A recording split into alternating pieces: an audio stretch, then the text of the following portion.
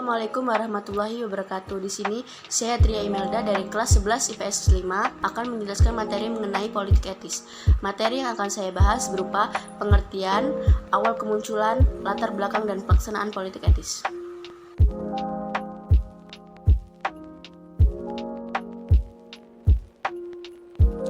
Dalam politik ini, kita akan mengenal bahwa di zaman dahulu ada sebuah politik tanam paksa.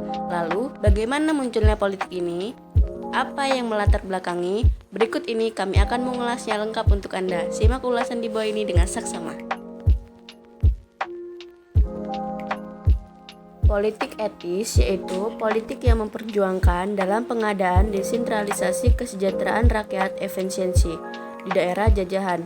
Definisi politik etis lainnya adalah sebuah pemikiran yang menjelaskan bahwa pemerintahan kolonial memegang tanggung jawab moral untuk kesejahteraan bumi putra. Pemikiran tersebut adalah kritik terhadap politik tanam paksa.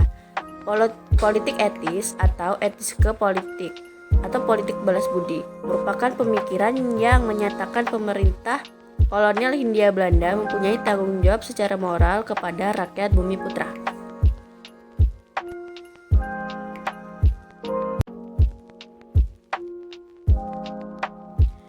Pemikiran tersebut akan dikatakan sebagai bentuk kritik terhadap pelaksanaan politik kolonial yang telah dilakukan oleh pemerintah Belanda. Politik etis dipelopori oleh dua politikus yang berasal dari Belanda, yakni Pieter Brunsvoet dan Van Deventer.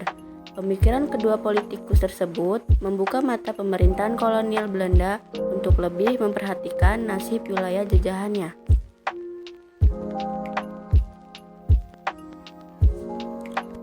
Awal munculnya politik etis. Politik etis awal kemunculannya di tahun 1890 karena desakan golongan liberal pada parlemen Belanda. Ketika itu, orang yang berhaluan progresif itu memberikan usulan supaya pemerintahan Belanda memberikan perhatian terhadap masyarakat Indonesia yang sudah bekerja keras mengisi keuangan negara Belanda melalui program tanam paksa. Dengan adanya desakan agar menjalankan politik etis, memperoleh dukungan dari pemerintah Belanda, dalam pidato negara di tahun 1901, Ratu Belanda mempunyai kewajiban untuk mengusahakan kemakmuran dari penduduk Hindia Belanda. Pidato tersebut merupakan suatu tanda awal kebijakan kemakmuran Hindia Belanda yang dikenal dengan politik etis atau politik balas budi. Latar belakang politik etis. Politik etis tidak muncul begitu saja. Ada sejumlah hal yang melatar belakanginya. Pertama, perihal adanya sistem tanam paksa yang mewajibkan rakyat dan pemilik lahan kala itu untuk menanam tanaman yang sesuai dengan permintaan Belanda. Sistem tersebut menyebabkan penderitaan tersendiri bagi rakyat Indonesia kala itu.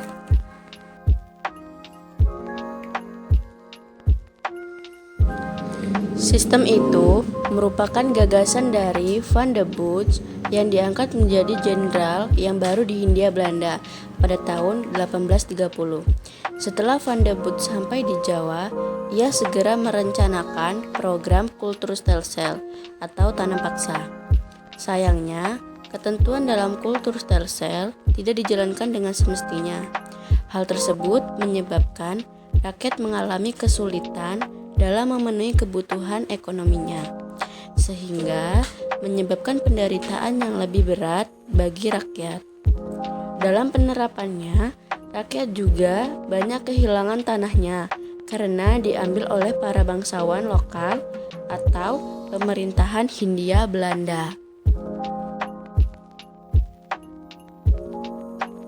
Sebab sistem tersebut hanya menguntungkan para pengusaha yang memiliki modal daripada rakyat yang bekerja. Hal tersebut sama saja seperti memindahkan penjajahan dari negara kepada swasta saja. Coeli Ordonanti yang diterapkan tidak dapat melindungi rakyat dari pemerasan, akan tetapi hanya melegalkan perbudakan dengan adanya Ponele Santi. Kedua, yang melatar belakangi terjadinya politik etis ialah diterapkannya sistem ekonomi liberal pasca pelaksanaan kultur stelsel dihapuskan pada 1863. Penerapan sistem ini membuat modal-modal swasta masuk Nusantara. Ternyata, penerapan sistem ekonomi liberal tidak membuat penderitaan rakyat Nusantara kala itu membaik.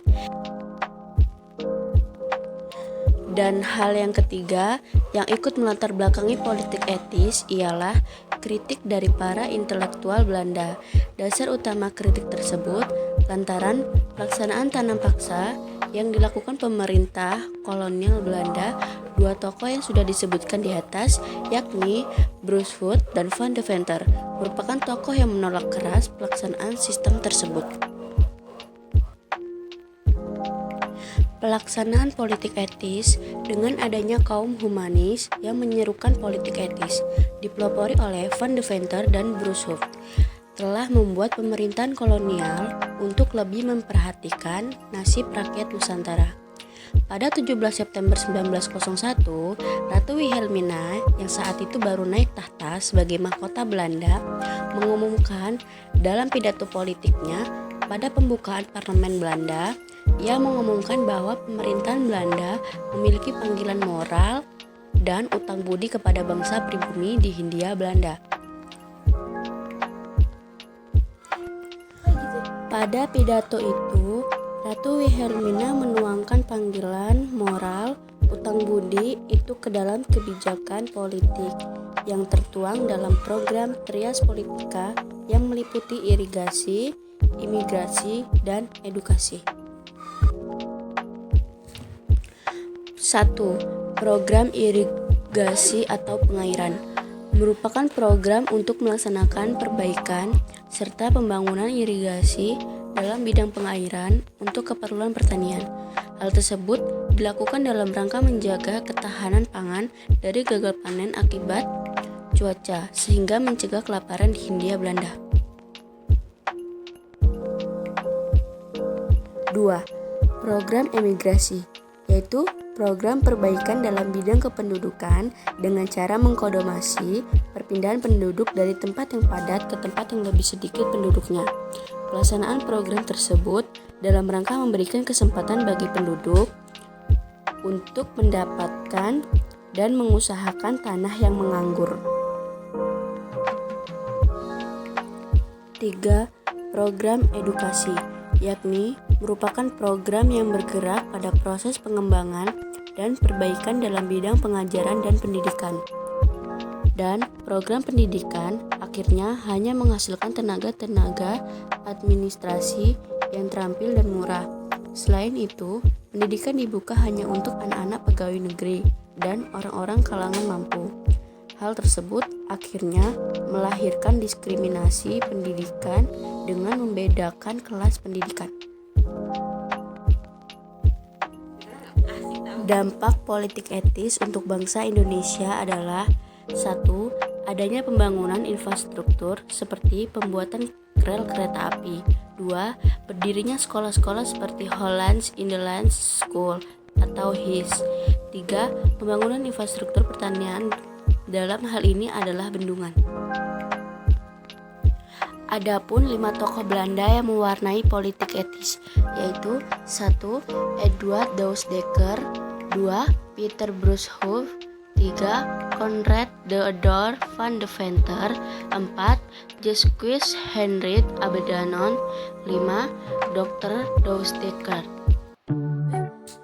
Demikianlah sedikit pembahasan mengenai politik etis yang terjadi pada masa pemerintahan Belanda. Saya ucapkan terima kasih dan saya akhiri.